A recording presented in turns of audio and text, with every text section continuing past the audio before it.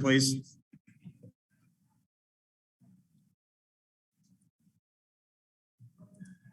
All right, Jerry Tipton, go ahead. You got the first question. John, it was so much adversity you had to overcome. What do you think about the way the guys battled, competed, and persevered to send it to the final seconds?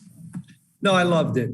I loved it. And I told him after we also had a couple guys not play well on top of foul trouble, injuries, all the other stuff, and they didn't stop. They kept playing.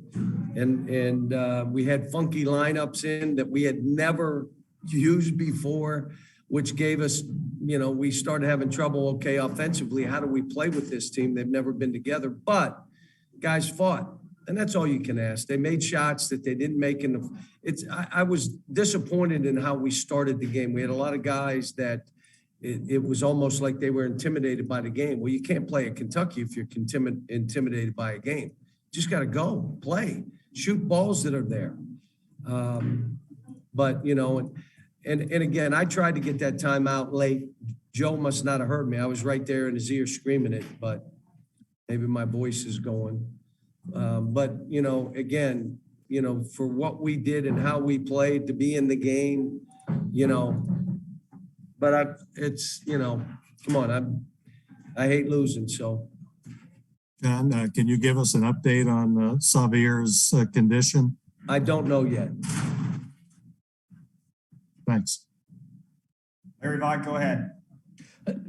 John, just with Xavier out, kind of talk about what that put on Ty and then exactly what happened to him there late in the game. Was it just cramps or was it something? I think he cramped up. So what did that put on him once Wheeler went out? What do you mean? What then we played with whoever was left. We were trying to win the game. I was trying to do anything I could, we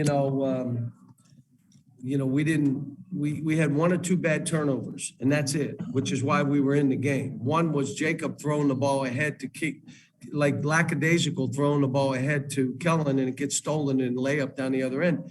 But there wasn't many. The last play where the guy tips from behind, okay. But we just didn't have many, live ball turnovers because if you have that against them, they score. They did a good job of getting back, but when Xavier went down, he's the engine on this thing. He gets us all moving. And but like I said, kids fought. I thought there was a lot of physicalness. Like, wow, guys are getting knocked down, mostly our guys, and and it's free to go play, and I'll watch the tape and, but they hung in and gave themselves a chance, a 1-point game. When you start off the game, 1 for 11 from the 3, 5 for 11 from the foul line. At halftime, I told them, guys, think about it. And Oscar didn't play 8 or 9 minutes. And we're down 5. Let's go win this. And that was what I said at halftime. That's, my message. Kyle Tucker, go ahead. You mentioned Xavier being the engine. How much does it change everything about the way you want to play offensively when he's not out there? I was just trying to get a W. I was going play to play. Where normally I'm letting him go and he'll decide what we're doing. I ended up, and then when Ty went down, it's a totally different ball game there too. And so, now we're just let's just get it up the court and get into something and try to get a good look at the basket, which is not how I want to coach. But you're trying to win. You're just doing what you have to try to win. Guys, apologize for the Wi-Fi connection. I think you guys still got audio. Kyle, go ahead with another one. Yeah, Cal, obviously Oscar sat those last 11 or 12 minutes of the first half. He seems to have done a pretty good job when he gets in foul trouble of avoiding. I don't think he got another one tonight. With him, do you revisit at all the idea of the hard and fast 2 foul sit down rule? Well, here's why I would say the game would dictate it. If the game was getting away from us, then I would have put him back in.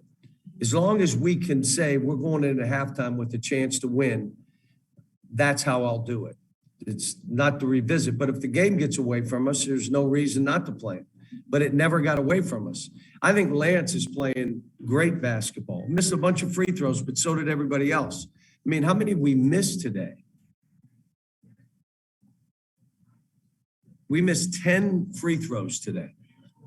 I mean, we're one of the best free throw shooting teams in the country. We missed 10 in a what was the final, 5 or 6? Yeah, 5. Yeah. And let me say this. I think 1 or 2 of them were front end one-on-ones. So you could say we missed 12 opportunities anyway. Gary Tipton, go ahead. John, I know it's extremely early, but I'll ask.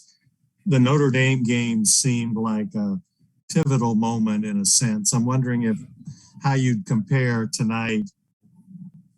Was it a moral victory in a way? No. We don't have those here. I don't coach that way. But here's what I would say. It's totally different because we had a full team and went 2 for 19 from the 3 and never. All we were doing was, and we were up 2 with the minute 30 and then played, turned it over and did some dumb things down the stretch. But this game, you're with, out your 2 best guards. And again, needed some other guys to step up and really fight. What happened in this game, if you watched it close, you could tell who was in a fight mood, in an aggressive mood, and for us, and who wasn't in that mode. And if you're tentative at all, it's hard to be aggressive. It's hard to have fight because you're tentative. And again, I told Paul, I'm taking you out. And then I did it in front of the team at halftime. If he doesn't shoot, I'm not playing him. And that's why I went to Dante. Wish Dante would have taken that charge when that kid ran down the middle, because I think that would have woke him up and maybe he could have hit a shot or 2, but that wasn't the issue. I mean, we did what we had to give ourselves a chance to win. What sort of lift, John, do you think Jacob gave you guys? Oh, he was terrific. All energy. He was terrific. Blocking shots, rebounding balls. I haven't looked at the stats yet, but without even looking at him, he did well. Larry Mott, go ahead. Yeah, John, I was going to ask you also about Jacob. In the first half there, in the last 9 minutes, you scored 17 points and he got 13 of them. But then in the second half, he had trouble scoring. Something different they did or something different that just happened to you? I'll have to watch the tape. I know he missed some shots. Sometimes you make them and then it's kind of like Kellen. Kellen was 0 for 7 at half. I don't know what he was for the second half, but sometimes it's just they miss shots. They're not robots. They're not machines. They don't play well all the time. And I said that after. If you didn't play well, that's fine. Just play better next game. But, my thing to them as I continue, I coach, you play. If you're not going to compete and fight, I'll put somebody else in. But your job is to get in there and do that. And we have a team. I'm telling you, again, now we have to see what happens.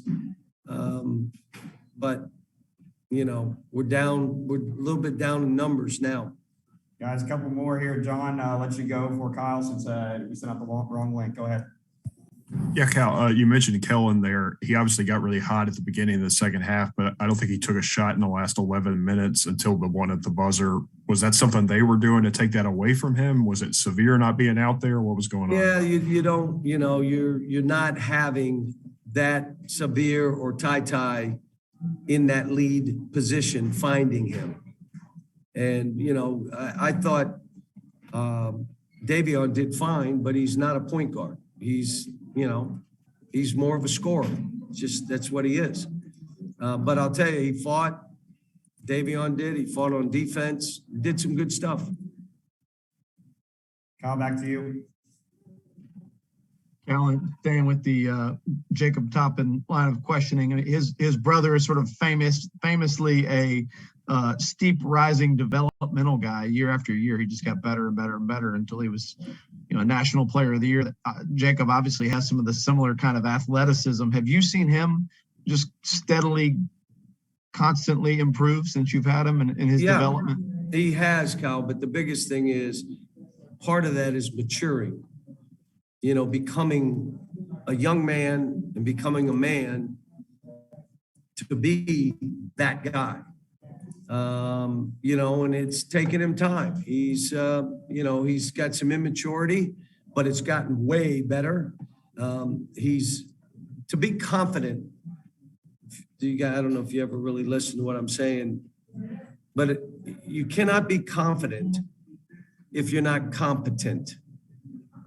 So if you're not good with the ball and you're not a good shooter, it's hard to be confident.